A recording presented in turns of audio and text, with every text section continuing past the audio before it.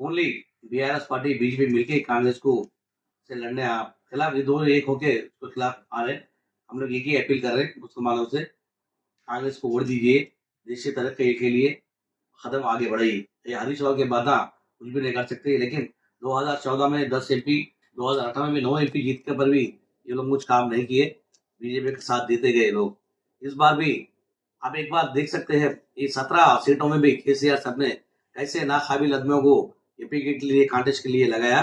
उसका मतलब है इनडायरेक्ट मोदी को सपोर्ट करने के लिए ये काम कर रहे हैं। आप लोग एक जान चुकी है, अपील कर रहे हैं हम लोग, राहुल बनने 100% आप कांग्रेस को वोट दीजिए। भूले चुके भी 2000 परसों 23 में भूले चुके भी जो भाई बहन वोट नहीं दिए कांग्रेस पार्टी को, इस बार जरूर अपील कर रहे हैं कांग्रेस पार्टी को वोट दीजिए। राहुल गांधी को हाथ मजबूत किए, राहुल गांधी को पीएम बनाइए। ये टीआरएस बाताओं को बीजेपी बाताओं को नहीं आना बोल के अपील कर रहे हैं। जय हिंद, जय कांग्रेस।